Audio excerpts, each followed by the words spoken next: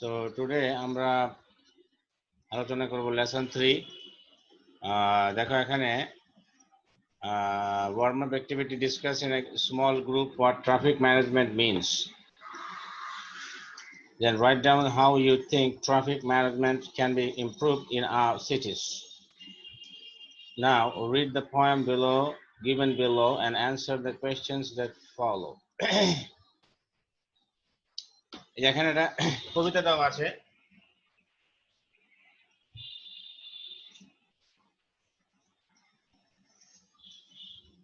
এই কবিতাটা তোমার ট্রাফিক পুলিশ যে থাকে তার সম্পর্কে এই কবিতাটা। তো আমরা এটা পড়বো এবং দেখবো, বোঝার চেষ্টা করব এখানে কি বলা হয়েছে।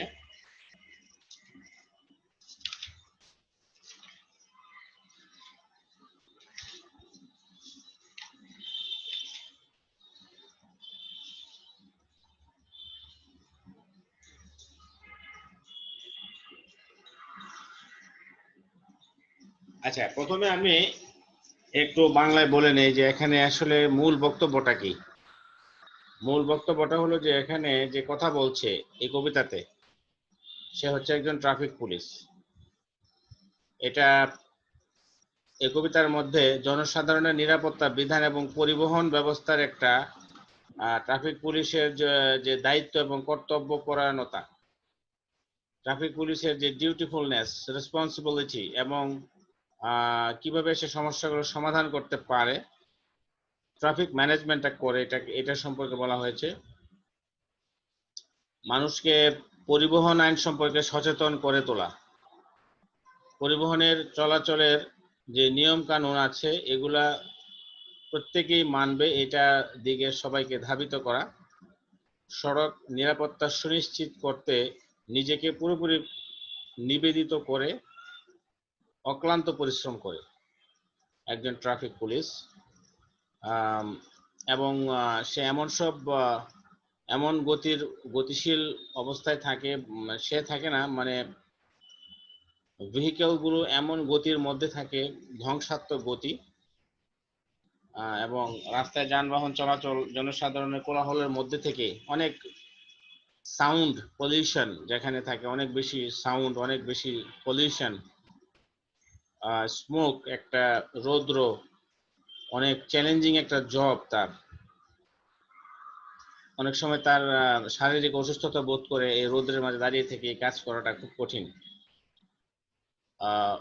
সকল ধরনের আবহাওয়ায়, রোদ বৃষ্টি ঝড়, সবসময় সে তার দায়িত্ব পালন করতে হয়। আবার অনেক সময় তাকে যারা আইন লঙ্ঘন করে তাদেরকে শাস্তি দিতে হয়, দণ্ড দিতে হয়, তাদেরকে শাস্তি দিতে হয়। আচ্ছা, দেখি আমরা এখানে কবিতাটার যে মূল যে এটা আমরা একটু বোঝার চেষ্টা করি। আচ্ছা, এখানে বলেছে amidst killer speeds I stand. amidst মানে মাঝখানে, মধ্যে অবস্থিত। কিলার স্পিড মানে স্পিড, গাড়ির স্পিড গুলো এমন মানুষ মেরে ফেলার মতো গতি। আই স্ট্যান্ড, আমি দাঁড়িয়ে থাকি। গতিশীল গাড়ি যারা মানুষকে মেরে ফেলতে পারে এমন গতিসম্পন্ন গাড়ির মাঝখানে আমি দাঁড়িয়ে থাকি। ফেসিং দ্য ট্রাফিক, যানবাহনের মুখোমুখি আমি হই। স্ট্রেচিং মাই হ্যান্ড, আমি হাত প্রসারিত করি। I'm seen on kids books and as cartoons everywhere, আমাকে শিশুদের বই, ব্যঙ্গচিত্র, কার্টুনের সব জায়গাতে দেখা যায়। educating people and asking them to beware, মানুষকে আমি শিখাই, মানুষকে আমি সতর্ক করি। beware মানে সতর্ক করা। of the erratic traffic and the signboards, erratic মানে সাধারণত যেটা খেয়ালি, যেটাতে ভুল হওয়ার সম্ভাবনা থাকে, অসাবধানী। এররেটিক মানে হলো যে যেটাতে চেতনা বা অনিশ্চিত, আনসার্টেন, ইনডেফিনিট। বুঝতে পেরেছো? এররেটিক মানে হচ্ছে যেটা ইনডেফিনিট, আনসার্টেন। যেটা সাবধান না, অনিশ্চিত। ট্রাফিকটা তো আসলে অনিশ্চিত, যে কোনো সময় যে কোনো কিছু হতে পারে। আমি মানুষকে সতর্ক করি, মানুষকে শিখাই এই যে ইরেটিক ট্রাফিক, এই যে সব সময় যে একটা জিনিস অনিশ্চিত, একটা ট্রাফিক, অনিশ্চিত যানবাহন, এগুলো কোন দিকে যায় কি করে, এবং সাইনবোর্ড গুলো এগুলো সম্পর্কে seen on almost all the roads. রাস্তাঘাটে যেসব সাইনবোর্ড দেখা যাচ্ছে বা যেসব ট্রাফিক যে সিগন্যাল, এগুলো সম্পর্কে এবং এগুলোর নিয়ন্ত্রণ, এগুলোকে দিক নির্দেশনা সবই আমি দেই। So that you are safe, I see each one of you. আমি আপনাদের প্রত্যেককেই দেখি যাতে আপনারা নিরাপদে থাকেন। But my sweat, my plight on the road sees who? কিন্তু সড়কে আমার ঘাম, আমার দুর্দশা কে দেখে? সোয়েট মানে ঘাম, প্লাইট মানে দুর্দশা, কষ্ট। Be it sunny or rainy, রৌদ্রোজ্জ্বল হোক বা বৃষ্টির দিন হোক, for your safety I must be vigil and agile. আমাকে রৌদ্রোজ্জ্বল হোক বা বৃষ্টির দিন হোক, আমাকে আপনাদের নিরাপত্তার জন্য আমাকে কি থাকতে হয়? Vigil and agile. ভিজিল মানে একদম জাগরিত থাকা, অ্যাজাইল মানে কর্মচঞ্চল থাকা। ভিজিল ভিজিল মানে হলো টু রিমেইন স্লিপলেস, ওকেনিং। ভিজিল মানে জেগে থাকা, ঘুম না ঘুমানো। হ্যাঁ, আর অ্যাজাইল মানে হলো যে কর্মচাঞ্চল্য থাকা, চটপটে থাকা। আজাইল মানে হলো যে lively, active.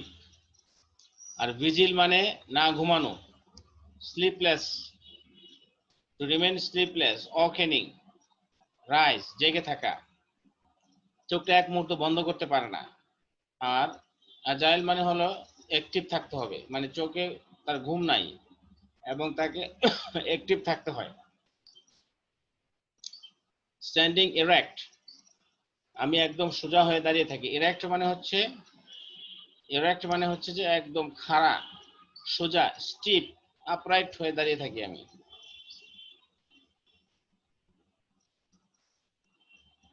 as fit as a fiddle, as fit as a fiddle মানে হলো একদম তারের মতো সোজা। এই যে ফিডল মানে হচ্ছে যে কি, যে তোমার এই যে গিটারের যে তার, বেহালার যে তার, গিটারের, ভায়োলিনের যে তার একদম সোজা না হলে কিন্তু এগুলো বাজে না, তাই না? ভালো সাউন্ড হয় না। Bowed string instrument that is highest member of the violin family. Fiddle মানে হচ্ছে বেহালা, ভায়োলিনের যে তার আছে এটা কিন্তু একদম টাইট, একদম স্ট্রিক্ট থাকতে হবে। একটু এদিক সেদিক হলে সাউন্ড কিন্তু প্রবলেম হবে। মানে এই ট্রাফিকের যে লোক আছে তাকে একদম তারের মতো সোজা, একদম ইরেক্ট, খাড়া দাঁড়িয়ে থাকতে হয়। ও ওহ মাই ইয়ার হার্টস, ও মাই হেড অ্যাক্স, আমার কান ব্যথা করে, আমার মাথা ব্যথা করে। Oh look at the weather, such unpredictable days, আবহাওয়াটা দেখো, অনিশ্চিত দিন। but I cannot swerve, কিন্তু আমি কোথাও সরতে পারি না। swerve মানে কোথাও একটু নড়াচড়া করা বা একটু সটকে পড়া, কোথাও যাওয়া, হঠাৎ করে গতিপথ পরিবর্তন করে কোথাও যাওয়া, change direction, deviate, turn aside. আছে না, কাজ করতে করতে একটু সাইডে ঘোরাফেরা করলাম, এরকম কিন্তু করতে পারে না। But I can't swerve, I must be on duty. ডিউটিতে 24 ঘন্টা বা 8 ঘন্টা যতক্ষণে থাকে সে, তাকে একদম খাড়া দাঁড়িয়ে থাকতে হয়। Be it noisy or dusty, কোলাহল হোক বা ধূলিময় হোক, আমাকে দাঁড়িয়ে থাকতে হয়। Be it sunny or rainy, খরতপ্ত দিন, রৌদ্রোজ্জ্বল দিন হোক বা বৃষ্টির দিন হোক, আমাকে কিন্তু দাঁড়িয়ে থাকতে হয়। I must be on duty, I care for your safety, আমি আপনাদের নিরাপত্তার দেওয়াই আমার চিন্তা। আমি আপনাদের নিরাপত্তার জন্য আমি খুব চিন্তা করি, আমি কেয়ার করি। I must be on duty, আমাকে কর্তব্যরত থাকতে হয়। ওকে, বোঝা গেছে কবিতাটা? জি স্যার। ওকে, দেখো এটা খুব সহজ একটা কবিতা। তারপরে দেখো এখানে answer, who is the speaker in the poem? The speaker of the poem is the traffic police, তাই না? What do the words killer speed mean? Killer speed বলতে কি বোঝাচ্ছে? The words killer speeds in the poem mean the speedy vehicles that can cause death to anybody. Killer speed বলতে মানে speedy vehicles, গতিশীল যে গাড়িগুলো আছে এগুলোকে বোঝাচ্ছে। What is your view of the traffic policeman? তোমার মতামত কি, অভিমত কি? ট্রাফিক পুলিশম্যান সম্পর্কে অভিমত হলো যে I think a traffic policeman is a low-paid government employee who renders sleepless অথবা tireless service with dedication to ensure our road safety. Traffic পুলিশরা খুব ভালো সার্ভিস দেয়। Why do his ears hurt? His ears hurt as he has to do duty under excessive noise from the vehicles and the hue and cry from the people on the street. What is unpredictable? Unpredictable কোনটা? অনিশ্চিত বলতে কি বোঝাচ্ছে?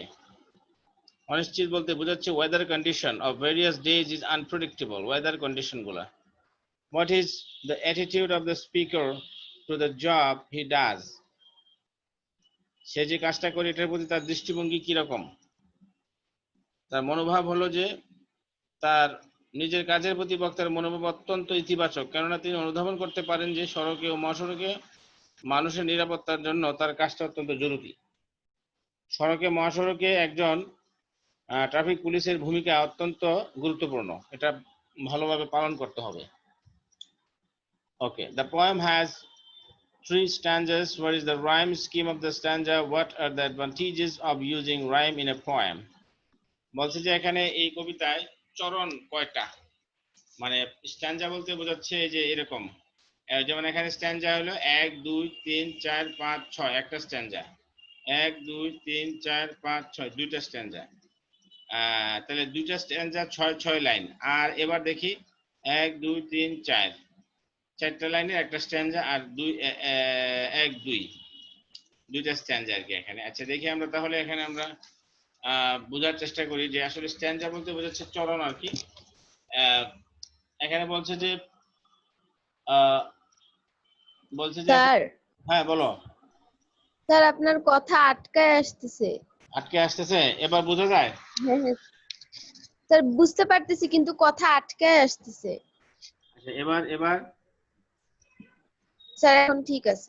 আচ্ছা অনেক সময় হয়তো নেটওয়ার্কে একটু ওঠানামা করে। আচ্ছা, the rhyme scheme of the stanza is A A B B C C. The advantage of using rhyme in a poem is that the poem can be sung and recited melodiously. অর্থাৎ কবিতার মধ্যে যে স্ট্যান্জা হলো তোমার এইভাবে, এই যে এখানে এটা অবশ্য আরেকটা ক্লাস লাগবে, যেমন এখানে স্ট্যান্ড, হ্যান্ড, এভরিওয়্যার, বিওয়্যার মিল আছে কিন্তু, সাইনবোর্ড, রোড, ঠিক আছে। তারপরে এখানে মানে এখানে কিন্তু একটা গানের মতো, ঠিক আছে। এই যে এখানে বলেছে যে এ A B B C C, ঠিক আছে, এরকম এ A B B C C এরকম। আসলে এটা আমরা আলোচনা করব স্ট্যান্জাটা কি, স্ট্যান্জাটা আমরা আলোচনা করলে বুঝতে পারবে এটা একটু। তাহলে আমরা এটা কবিতাটা বুঝতে পেরেছি। এই দেখো ওয়ার্ডগুলো কিন্তু মিল আছে, রেইনি, তারপরে এই যে middle field, x days, duty, safety, rainy safety, যে একটা কিন্তু সেফটি রেইনি, মানে অন্তমিল কিন্তু আছে। আচ্ছা তারপরে এখানে বলছে যে তারপরে বলছে যে attempt 8 or 10 line poem about a policeman standing at a busy intersection in a city, or a paragraph or 2 in prose. তোমাকে বলতেছে যে তুমি 8 থেকে 10 লাইনের একটা মানে পুলিশম্যানকে নিয়ে একটা মানে কবিতা লেখো, অথবা একটা প্যারাগ্রাফ লেখো, অথবা একটা গদ্য টাইপের কিছু লেখো। Okay, make sentence using the following word. আচ্ছা ইউরেটিক অর্থ আমরা কি শিখেছি বলো তো? ইউরেটিক বলতে পারবা? ইউরেটিক অর্থ খামখেয়ালি। স্যার, হ্যাঁ বলো। স্যার আপনার কথা আবারও আটকায় আসতেছে। আচ্ছা এবার বোঝা যায়? আচ্ছা দেখো স্যার বোঝা যাচ্ছে কিন্তু মাঝে মাঝে কথা একেবারে আটকায় আসতেছে একেবারে। হ্যাঁ, ইন্টারনেট মাঝে মাঝে একটু মানে আনস্টেবল হয়ে যায়। আচ্ছা দেখো এবার আস্তে আস্তে বুঝবে। আচ্ছা ইরেটিক, ইরেটিক বুঝতে পারছো? ইরেটিক অর্থ কি? ইরেটিক অর্থ হলো তোমার অসাবধানতা বা খামখেয়ালি। ঠিক আছে, ইরেটিক অর্থ হলো অসাবধানতা বা খামখেয়ালি। লাইট অর্থ কি? লাইট অর্থ দুর্দশা, কষ্ট। আজাইল অর্থ, আজাইল অর্থ হলো ক্ষিপ্র গতি সম্পন্ন, মানে অ্যাক্টিভ। আর সেফটি তো নিরাপত্তা, আর ডাস্টি মানে ধূলিময়। ঠিক আছে, write down the adjectival form of the following words. এই যে কার্টুন, কার্টুনের অ্যাডজেক্টিভ কি? কার্টুনিশ। এক, একের অ্যাডজেক্টিভ কি? এই কি।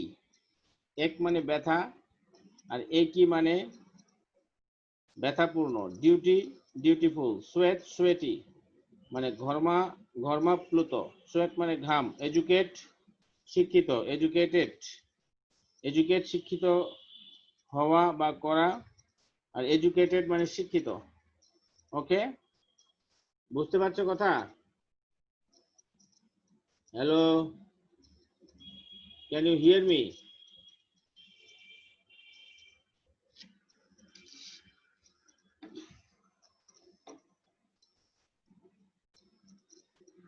তোমার কথা বুঝতে পারছো?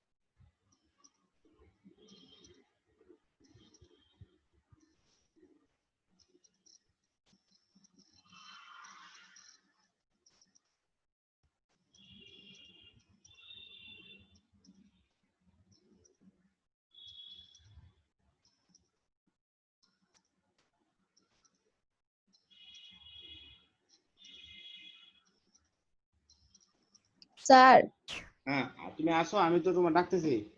কথা শুনতেছো এখন?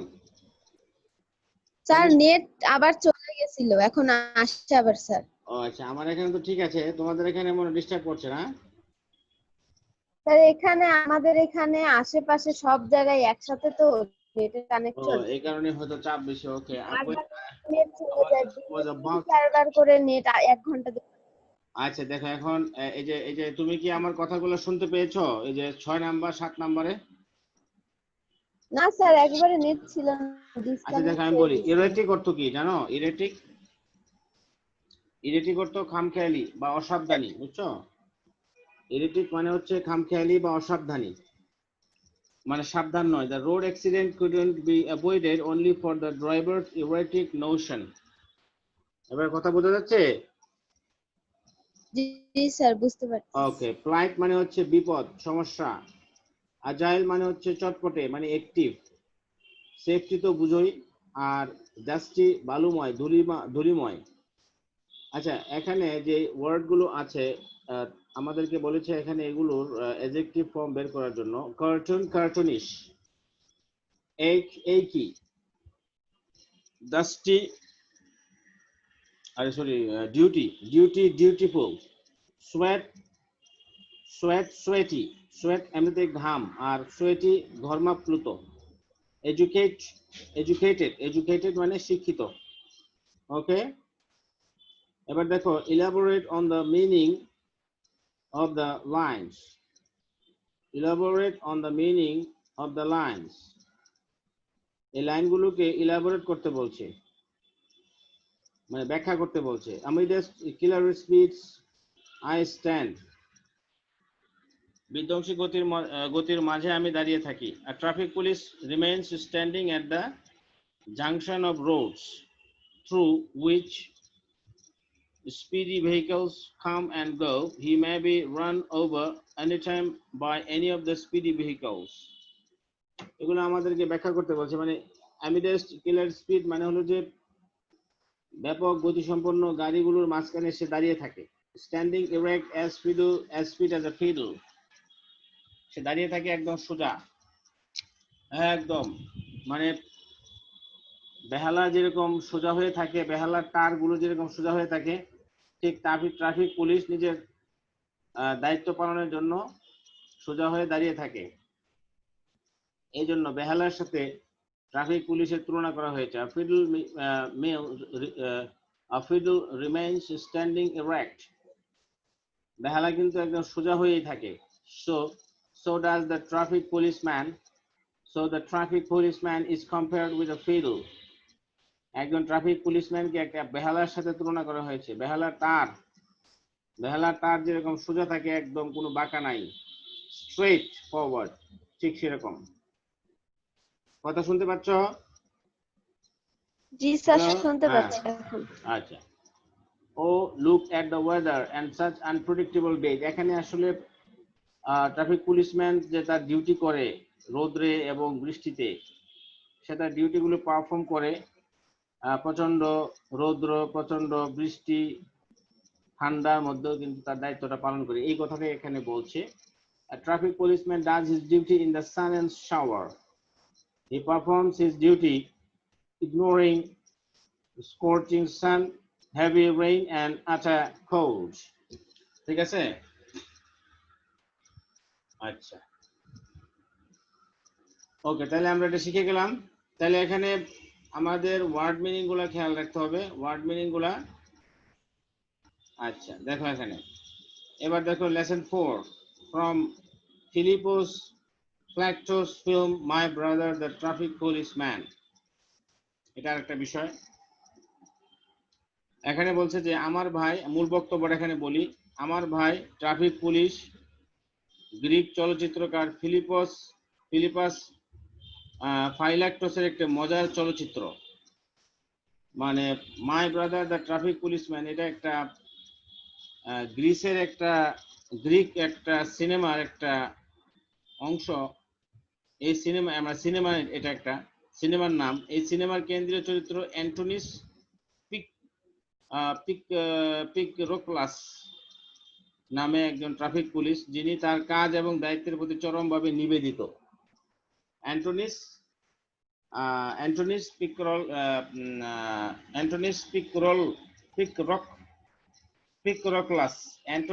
পিকরোক্লাস নামে একজন ভদ্রলোক। উনি একজন ট্রাফিক পুলিশ এবং উনি ওনার দায়িত্বের প্রতি খুব নিবেদিত, কিন্তু দায়িত্ব পালনের ক্ষেত্রে তার অনমনীয় দৃঢ়তা প্রায়ই তার ব্যক্তিগত জীবনের সমস্যা তৈরি করে।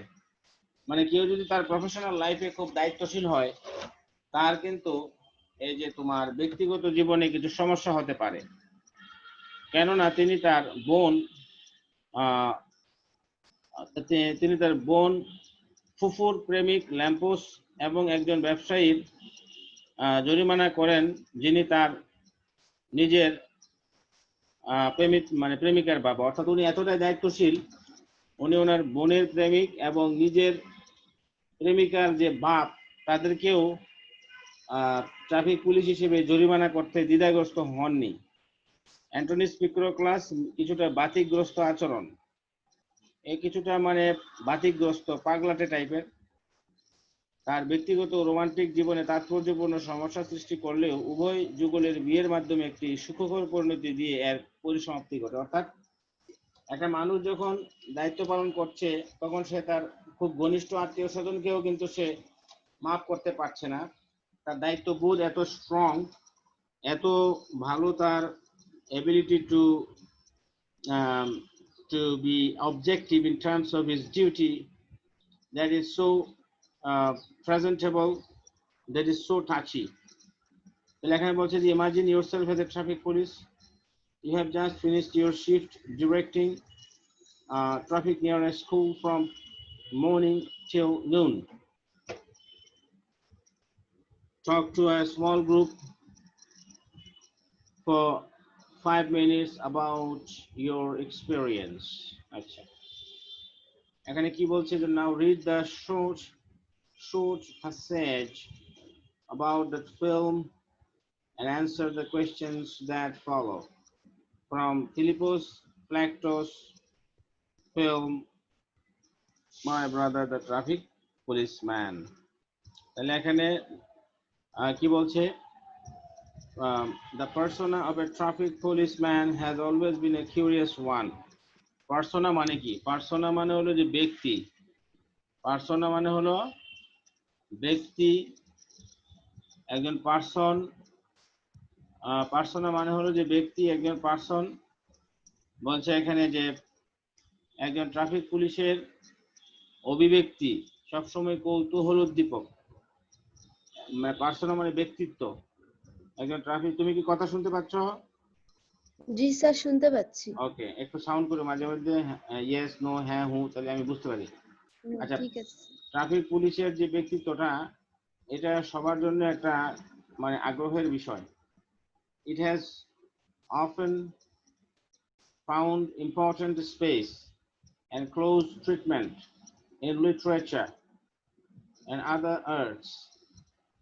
এই ট্রাফিক পুলিশের যে ব্যক্তিত্বটা, এটা সাহিত্যে জায়গা করে নিয়েছে, অন্যান্য শিল্পকলার অঙ্গনে জায়গা করে নিয়েছে। Besides the many poems about this fascinating character, there is at least one movie where the central character is a traffic policeman.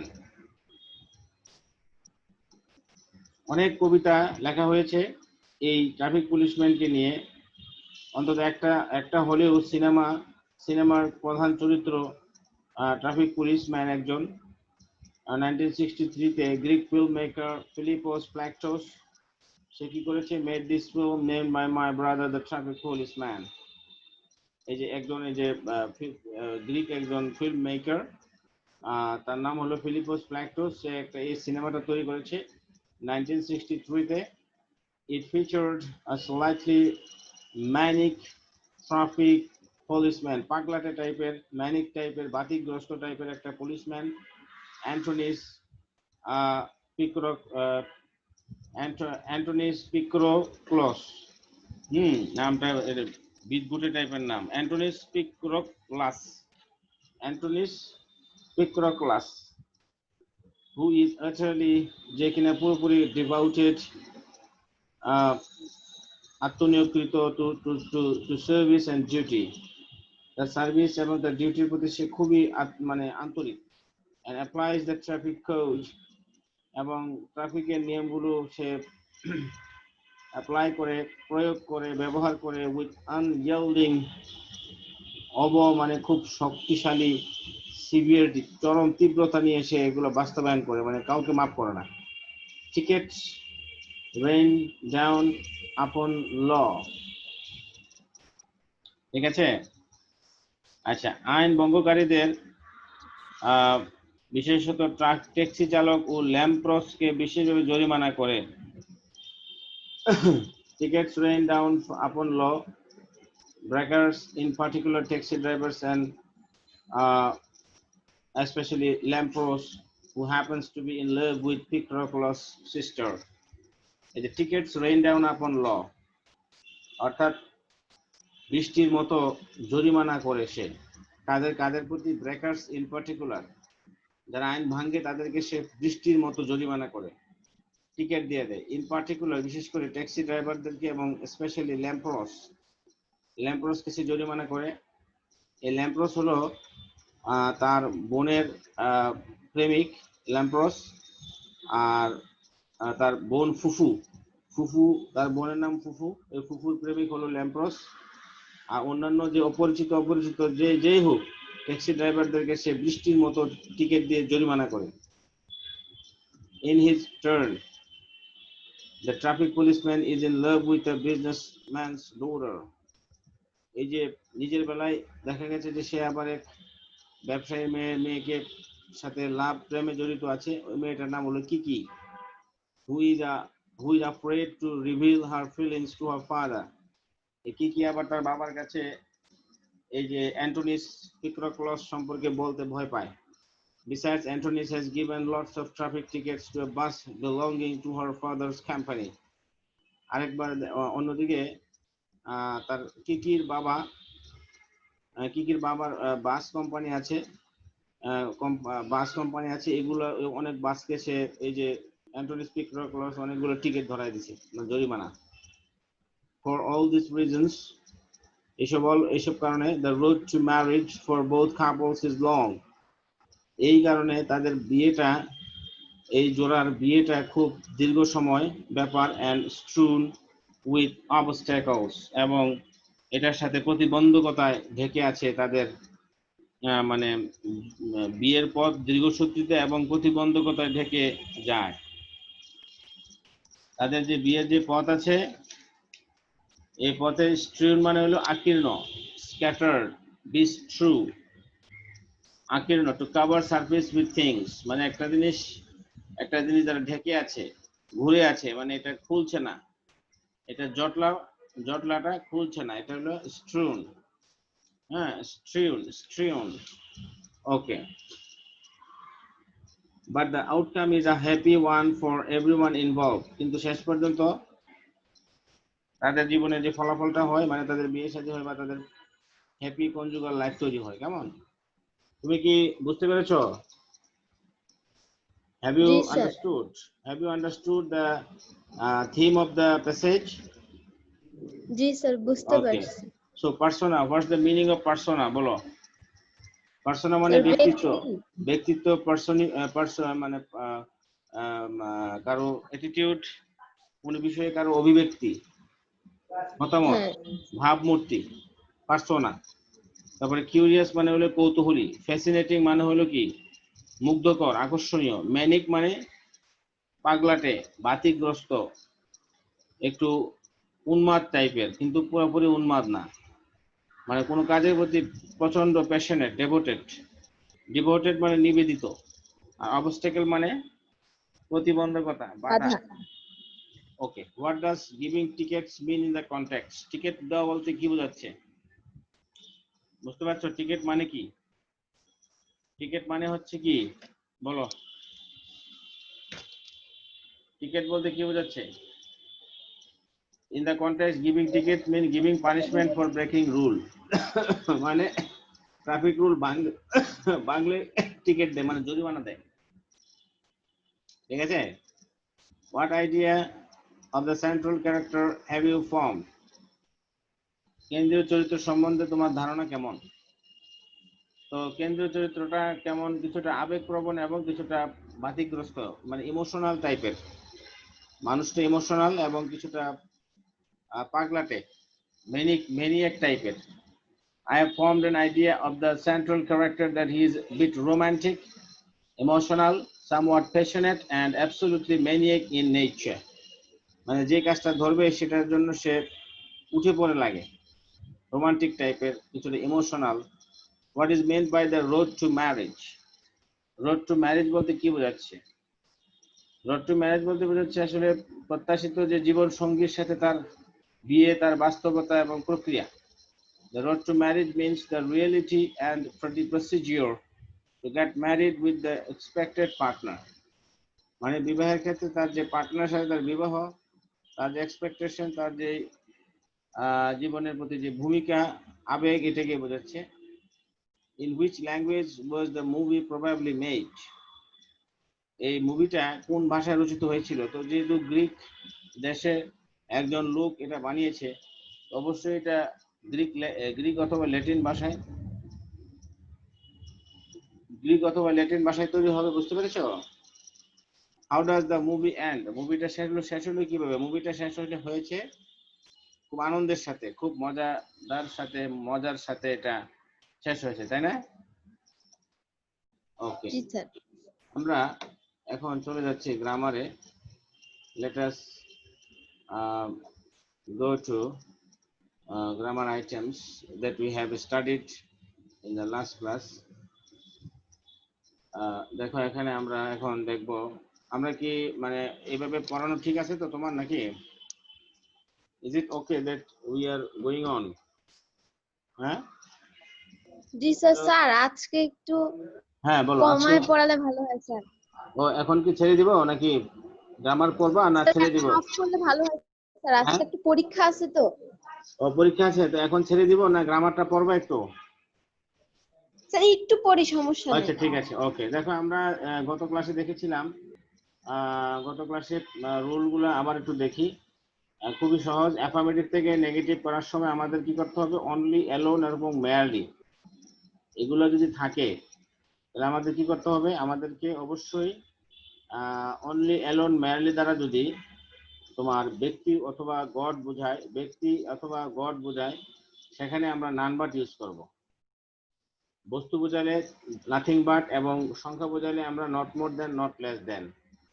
যেমন হি হ্যাজ অনলি আ বল, এখানে বস্তু বোঝাচ্ছে, একটা তার বল রয়েছে, তাহলে এখানে আমরা he has nothing but a ball. He has only 10 টাকা, সংখ্যা বোঝাচ্ছে, তাহলে এখানে হি হ্যাজ নট মোর দেন 10 টাকা। এই যে এখানে অনলি এর পরিবর্তে এখানে নট মোর দেন ব্যবহৃত হয়েছে। তারপরে আমরা এখানে দেখতে পাচ্ছি এই যে old man was alone alive. Alone বলতে এখানে পার্সনকে বোঝাচ্ছে, তাহলে আমরা এখানে নান বাট ব্যবহার করব। None but the old man was alive, অ্যালোনটা উঠে যাবে এখানে, কেমন? আচ্ছা যখন আমাদের মাস্ট থাকবে তখন আমরা রিপ্লেসমেন্ট হিসেবে ব্যবহার করব ক্যানট বাট অথবা cannot help plus verb plus ING. যেমন we must obey our parents, must যখন থাকবে তখন ক্যানট বাট দিব আমরা, we cannot but obey our parents, we cannot help obeying our parents. আচ্ছা we must realize the fact and come forward against corruption, তাহলে we cannot but realize the fact and come forward against corruption। ঠিক আছে? man must submit to destiny, man cannot but। ওকে, এটা হয়ে গেল। আচ্ছা both and যখন থাকবে তখন আমরা not only but also ব্যবহার করব। যেমন both Dolon and Dola were present, তাহলে আমরা এখানে দুইটা সাবজেক্ট আলাদা, বোথ এবং এন্ড দ্বারা যুক্ত, এদেরকে আমরা নেগেটিভ করতে হলে নট অনলি বাট অলসো দিয়ে করতে হবে। আর যেহেতু সাবজেক্ট দুটো ভিন্ন, সেক্ষেত্রে আমাদের নট অনলি বাট অলসোটা আগে এসে যাবে সাবজেক্টে। যেমন এখানে দেখো নট অনলি বাট অলসো আগে এসে গেছে, যেহেতু সাবজেক্ট দুইটা ভিন্ন, দোলন এবং দোলা, ক্লিয়ার? এবং এরা যুক্ত হয়েছে বোথ এবং এন্ড দ্বারা, এটা খেয়াল করতে হবে।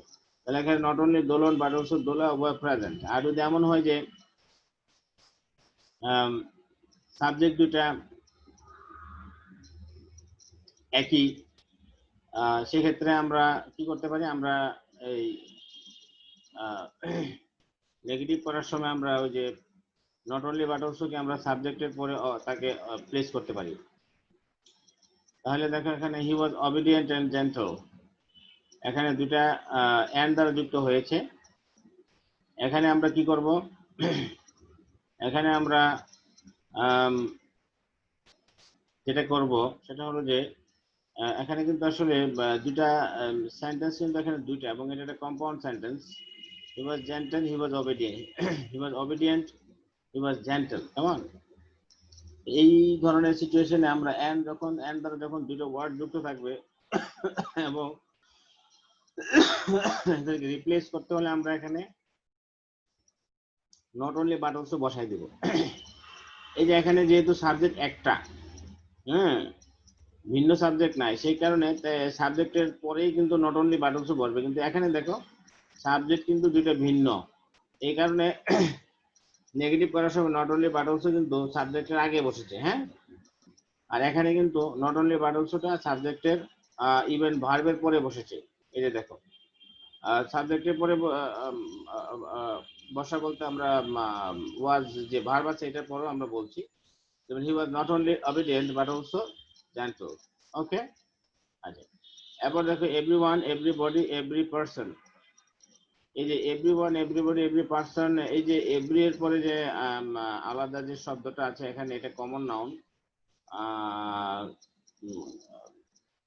মানে এভরি এর পরে এই যে ওয়ান বডি, এগুলো কিন্তু ইনডেফিনিট প্রোনাউন। আর এমনিতে এভরি এর পরে কমন নাউন বলতে যেমন যদি বলি এভরি ম্যান, এভরি বয়, এগুলো কমন নাউন। হ্যাঁ, তাহলে আমরা বুঝতে পারছি যে এভরি এর পরে ইনডেফিনিট প্রোনাউন থাকুক বা এভরি এর পরে কমন নাউন থাকুক অথবা অল থাকুক অথবা শুধু অল থাকুক, সেগুলোকে আমরা নেগেটিভ করতে হলে আমাদেরকে যেটা করতে হবে সেটা হলো এভরি এর পরিবর্তে আমরা কি করব, দেয়ার ইজ নো বসাই দেব।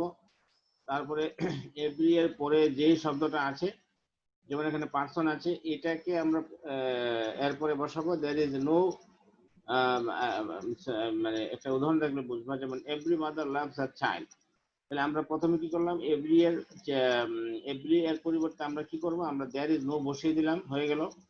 আর তারপর আমরা মাদার শব্দটা আছে, এটা অ্যাটাচড ওয়ার্ড, এটাকে বসিয়ে দিলাম।